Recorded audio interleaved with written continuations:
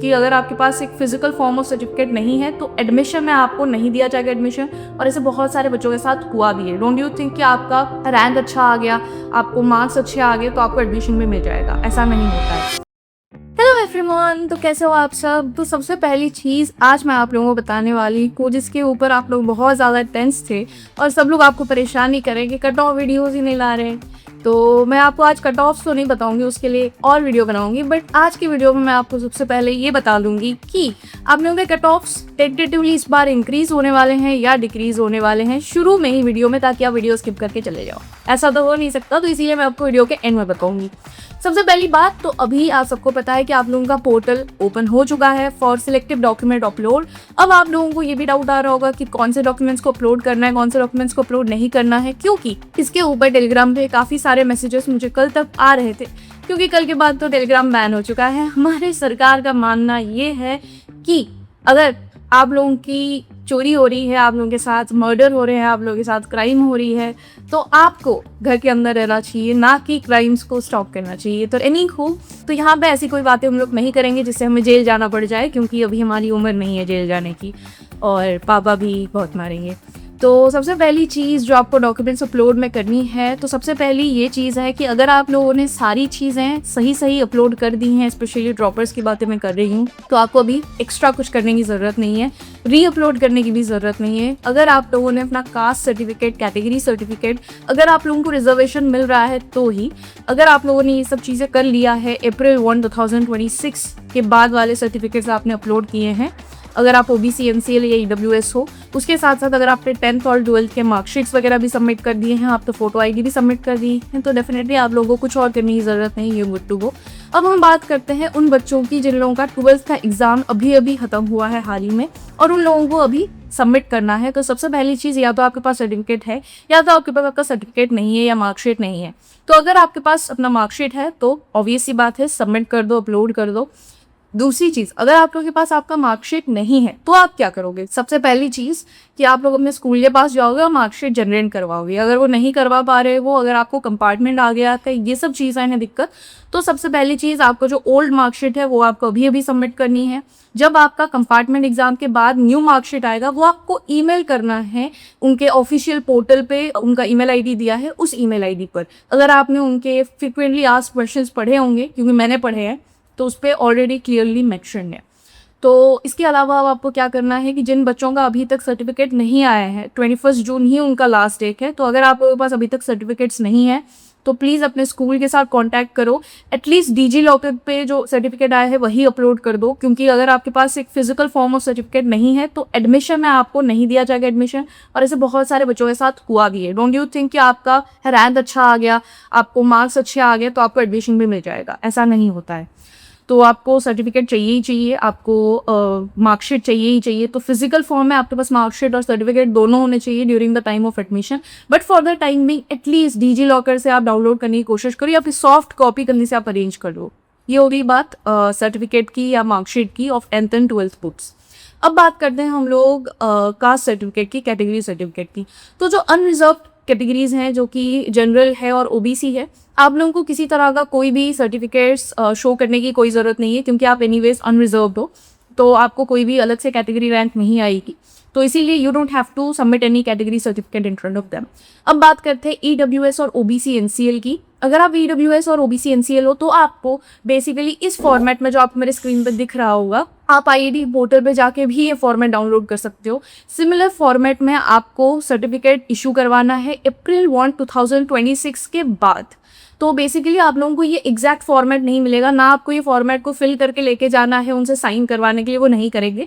ये फॉर्मेट में वो लोगों को सर्टिफिकेट आपको इशू करवा के देना है, मतलब ये सारी चीज़ें उसमें मेंशन होनी चाहिए। जो कि सबसे ज़्यादा इंपॉर्टेंट इस फॉर्मेट में ये है कि जिनका सिग्नेचर है वो होना चाहिए। जो सिग्नेचर्स आप लोग देख पा रहे हो अगर स्क्रीन पे, इन्हीं में से किसी ऑफिसर का सिग्नेचर होना चाहिए, तभी वो माना जाएगा कि किसी भी सेंट्रल ऑफिसर के द्वारा टेस्टेड ये कॉपी है, ठीक है। तो अगर आप ओबीसी एनसीएल हो या ईडब्ल्यूएस हो तो बेसिकली आपको क्या करना है, एक इस तरह का इसी सेम फॉर्मेट का सर्टिफिकेट इशू करवाना है। जल्द से जल्द करवा लो, क्योंकि this is your last time. अगर आप अभी नहीं करवा पाते हो, अगर आपने अभी का पुराना सर्टिफिकेट मतलब इशू करवा के वहाँ पे डाला हुआ है, तो आपको जब रिजल्ट आएगा तो डेफिनेटली आपको कैटेगरी रैंक वाला आ जाएगा, बट आप लोग का जब काउंसलिंग होगा तब आपको कॉलेजेस नहीं मिलेंगे उस रैंक पे जो रैंक आपका कैटेगरी में आया होगा। तो आपको दिख रहा होगा कि आपके रैंक से ज़्यादा रैंक वालों का कट ऑफ जा रहा है, बट आपको कोई कॉलेज नहीं मिल रहा होगा क्योंकि आप लोगों को डिस्क्वालीफाई कर दिया गया होगा फ्रॉम दैट कैटेगरी, आपको जनरल में ले ली होगी इसीलिए। सो प्लीज़ मेक श्योर कि आप जल्द से जल्द ये सर्टिफिकेट इशू करवाओ और लेके आओ। अगर इसके अलावा कोई और चीज़ें में डाउट है, आप लोग मुझे कमेंट्स में पूछो। टेलीग्राम तो बैन हो चुका है तो इसीलिए आप वहाँ पे मुझे पूछ नहीं सकते हो, तो कोई भी चीज़ें हैं कमेंट्स में मुझे लिख के बता दो, मैं आपका डाउट क्लियर कर दूँगी। इसके अलावा अब बात करते हैं हम लोग SC ST PWD इन सारे कैटेगरीज के ऊपर। तो अगर आप SC ST हो या फिर PWD हो तो ऐसा कोई मेजर हो नहीं है कि आपको सेंट्रल अटेस्टेड सर्टिफिकेट चाहिए, स्टेट अटेस्टेड सर्टिफिकेट चाहिए, कोई डेट का भी इशू नहीं है। आपके पास जो भी है सर्टिफिकेट कैटेगरी का आप वो सबमिट कर सकते हो। उसके अलावा जब मेडिकल रिपोर्ट है PWD एक्सेट्रा के लिए वो अलग से आपको करवाने हैं, स्पेशली कोई की मतलब प्रैक्टिशनर से करवाने हैं जो कि MD लेवल तक हो और वो ऑफिशियली गवर्नमेंट के साथ अटेस्टेड हो उनकी डिग्री वगैरह, तो वो आप देख लीजिए। उसकी भी फॉर्मेट पोर्टल पे अपलोडेड है, आप जाके अगर फॉर्म्स एंड सर्टिफिकेट्स वाले सेक्शन में देखोगे मेन्यू पे क्लिक करने के बाद तो आपको पता चल जाएगा कि कौन कौन से मतलब सर्टिफिकेट का क्या क्या फॉर्मेट है, तो ये आप कर सकते हो। तो इतनी सी चीज़ें थी जो आपको इस वक्त अपलोड करनी है, इसी को हम सिलेक्टिव सर्टिफिकेट कहते हैं। दूसरी चीज़ ये, बहुत सारे बच्चे ये भी पूछ रहे थे कि हमने जो है तब जनरल चूज़ किया था, अब हमारे पास EWS का सर्टिफिकेट है तो क्या हम अपलोड कर सकते हैं? जी नहीं, आप नहीं अपलोड कर सकते, आपके लिए खुला भी नहीं होगा कैटेगरी सर्टिफिकेट का वो जो पोर्टल, वो खुला भी नहीं होगा क्योंकि आप जनरल हो, तो आपसे वो लोग कोई भी चीज़ की एक्सपेक्टेशन नहीं रखते हैं फॉर अनरिजर्व कैटेगरीज। तो इसीलिए आपको इनिशियली EWS मार्क करना था और डिक्लेरेशन सबमिट करना था, जो मैं चिल्ला चिल्ला के बोल रही थी, आपने नहीं किया, तो अब आप अनरिजर्व कैटेगरी में ही आओगे। आपके पास कोई भी सर्टिफिकेट हो अभी सबमिट नहीं कर सकते। इवन उन बच्चे के लिए मैं बता रही हूँ जिन लोगों ने पहले अपने कैटेगरी सर्टिफिकेट में गलत सर्टिफिकेट अपलोड कर दिया था, डिक्लेरेशन नहीं अपलोड किया था, 12th में भी कुछ गलतियां कर दी थी, अपलोड नहीं किया था उसमें, तो आप अभी कर सकते हो वो सब चीज़ें अपलोड। अगर आपने डिक्लेरेशन नहीं भी अपलोड किया था स्टिल आप लोग अभी सर्टिफिकेट अपलोड कर सकते हो, प्रोवाइडेड आपने सिलेक्ट किया है अपना कैटेगरी सही से। तो अब चलते हैं major part of the video, जो मैं आपको बताने वाली हूँ कि कट ऑफ्स एक्चुअली इंक्रीज होने वाले हैं या डिक्रीज होने वाले हैं, what is going to the actual trend of the cut offs as per me इस साल। तो सबसे पहली बात तो कुछ चीज़ें अब कंसिडरेशन में लेते हैं। पहली चीज़ ये कि इस बार re NEET is going to be after IIT and NEST exam. बहुत सारे स्टूडेंट्स ऐसे हैं जो कि मतलब नीट देने के बाद उनका एग्जाम अच्छा गया बुरा गया, उसके बेसिस पे वो लोग प्रिपरेशन करते थे, IIT और नेस्ट के लिए सीरियस हो जाते थे बिकॉज वो लोग इसको एज अ बैकअप ऑप्शन लेते थे, बट उनके पास ये ऑप्शन इस बार नहीं था बिकॉज उनके सामने नीट का एग्ज़ाम था। तो इसीलिए बहुत सारे बच्चों ने IIT और नेस्ट को बहुत प्रायोरिटी नहीं दिया है और नीट को बहुत ज़्यादा प्रायोरिटी दिया है, जैसे कि उनको करना भी चाहिए। तो इसीलिए एक फैक्टर वो है जिसके कारण बहुत सारा कंपटीशन कम हो सकता है।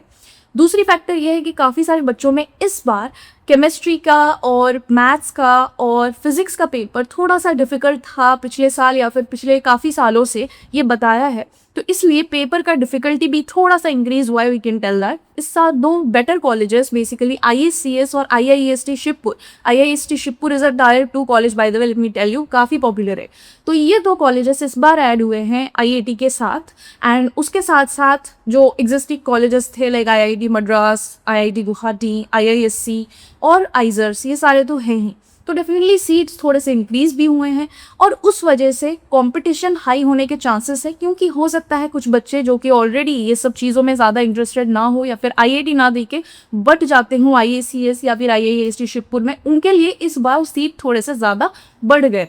तो इसीलिए इस बार ये तीनों चीज़ों को देखते हुए हम ये कह सकते हैं कि कट ऑफ्स इस बार पिछले साल के जितना नहीं जा सकता है, इनफैक्ट थोड़ा सा कम हो सकता है। बिकॉज सबसे पहली बात तो ये कि आपका जो कट ऑफ्स है वो ज़्यादा इंक्रीज तभी होता है जब आप लोगों के यहाँ पे नीट के स्टूडेंट ज़्यादा आ जाते हैं, क्योंकि ये ऑब्वियसली एक फैक्ट है कि आप लोगों का बायोलॉजी का सेक्शन काफ़ी इजी आता है for NEET students, but maths का सेक्शन भी नीट के स्टूडेंट्स के कंपैरेटिवली थोड़ा सा इजी आता ही है, वो उसको कर लेते, बट जो मैथ्स के स्टूडेंट होते हैं वो कम्प्लीटली बायोलॉजी अटेम्प्ट नहीं कर पाते हैं पूरा का पूरा।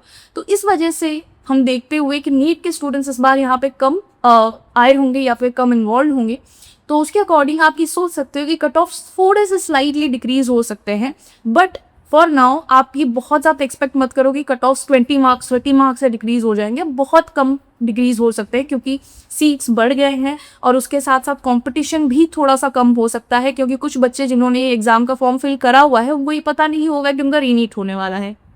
और उसके चलते इन लोगों ने ये एग्ज़ाम ज़रूर दिया है, बट उन्होंने इतना सीरियसली एग्ज़ाम को अटेम्प्ट नहीं किया है नेस्ट या आईएलई को, तो इसके चलते बहुत थोड़ा सा ही कट ऑफ में डिक्रीमेंट आ सकता है। तो अगर आप बॉर्डर लाइन मार्क्स को अकॉर्डिंग टू लास्ट ईयर, तो अगर आप बॉर्डर लाइन मार्क्स पे लाई कर रहे हो तो still there is a chance for you to get into the college. मैं पूरा डिटेल वीडियो लेके आऊँगी अबाउट कट ऑफ्स। मैं इस तरह से हाफिजरी आपको बोलना नहीं चाहती थी, बट आप तो पागल बच्चों, आप हर जगह पे जाके यही कमेंट कर रहे हो कि हमें कट ऑफ वीडियो चाहिए। रेडिट पे, मेरे कमेंट सेक्शन पे, मेरे टेलीग्राम पे कि मुझे इतने मार्क्स मिले हैं, मुझे बता दीजिए कि कितना मार्क्स पे मेरा कॉलेज में एडमिशन हो जाए, कौन सा कॉलेज मुझे मिलेगा।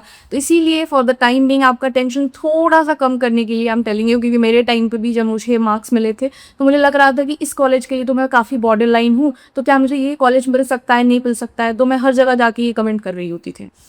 सो इसीलिए डोंट वरी, कट ऑफ्स इस बार थोड़े से डिक्रीज हो सकते हैं। एंड अगर आप बॉर्डर लाइन मार्क्स पे हो लास्ट ईयर के कट ऑफ्स के हिसाब से, अगर आपने लास्ट ईयर के कट ऑफ्स या मार्क्स के बारे में वीडियोस नहीं देखे हैं तो मैं यहाँ पे अटैच कर रही हूँ, आप वो वीडियो जाके देख सकते हो। तो अगर according to that last years cut off आप लोगों ने थोड़ा सा बॉर्डर लाइन पे आप एग्जिस्ट कर रहे हो, तो don't worry, still you have a good chance this year कि आपका हो जाए कॉलेज में, प्रोवाइडेड कि आपने हर टाइप का फॉर्म फिल करा हुआ है, like IIT Madras, IIT Guwahati, IACS, IIST, शिपको, इन सब चीज़ों का फॉर्म आपने फिल कर रखा है, क्योंकि इनके कट ऑफ्स थोड़े से लो जा सकते हैं। स्पेशली आईएसीएस और आईआईएसटी शिवपुर के आपने फिल कर रखे हैं, क्योंकि आइजर से बचने के बाद बच्चे काफ़ी वहाँ पे भी जाएंगे, तो उसके कट ऑफ्स थोड़े से लो जा सकते हैं इस बार। तो अगर आपने फॉर्म ही नहीं फिल करा है, देन अगेन आप लोगों का जितना भी अपॉर्चुनिटी है वो ऑब्वियसली उतना ही है जितना लास्ट ईयर का है, तो उस पर भी डिपेंड करता है कि आप लोग का सिलेक्शन होगा कि नहीं होगा इस साल। सो एनीवेज, बहुत ज़्यादा टेंशन मत लो, मैं जल्द से जल्द एक नया वीडियो लेके आने वाली हूँ on cut offs. In fact I think मेरा नेक्स्ट वीडियो वही होने वाला है। एनीहू, आप लोग इस वक्त चिल करो, एग्जाम्स आर डन। टेंशन लेने से, एंशियस होने से, डिप्रेस होने से कुछ नहीं होने वाला है। सो प्लीज़ मेक श्योर कि आप लोग अपने जो फॉर्म्स है, जो डॉक्यूमेंट्स है, उसको सही से रखो अपने पास। मैं और एक वीडियो आप लोगों के लिए ये लेके आने वाली हूँ जिसमें मैं आपको बताऊंगी कि काउंसलिंग प्रोसेस के लिए कौन कौन से डॉक्यूमेंट्स बहुत ज़्यादा इंपॉर्टेंट है। वो वीडियो मैंने एक्चुअली सोचा था जब काउंसलिंग शुरू होगा तब बनाऊंगी, बट तब बनाने का कोई मतलब नहीं है, क्योंकि कुछ बच्चों के पास वो चीज़ें नहीं होती है। लाइक लास्ट ईयर बहुत सारे बच्चे छट सकते हैं उस वजह से क्योंकि उनके पास डॉक्यूमेंट्स नहीं है। तो इसीलिए मैं आपको इस साल बहुत पहले से बता दूंगी, ताकि जब तक काउंसलिंग शुरू हो उससे पहले पहले तक आप लोग ये सारे डॉक्यूमेंट्स अपने पास रख लो, ताकि आपको कोई बाद में जाके दिक्कतें ना आए। So I hope you like this video. Please give it a thumbs up. Comment down below कि आपके क्या क्या डाउट्स हैं डॉक्यूमेंट्स के रिगार्डिंग। आप कमेंट्स में मुझे पूरा डिस्क्राइब करके भेज दो ताकि मैं आपको रिप्लाई कर सकूँ वहीं पर। Other than that, subscribe to my channel, turn the bell notification on so that every time I upload a video, you don't miss out on it. And until next time, toodles!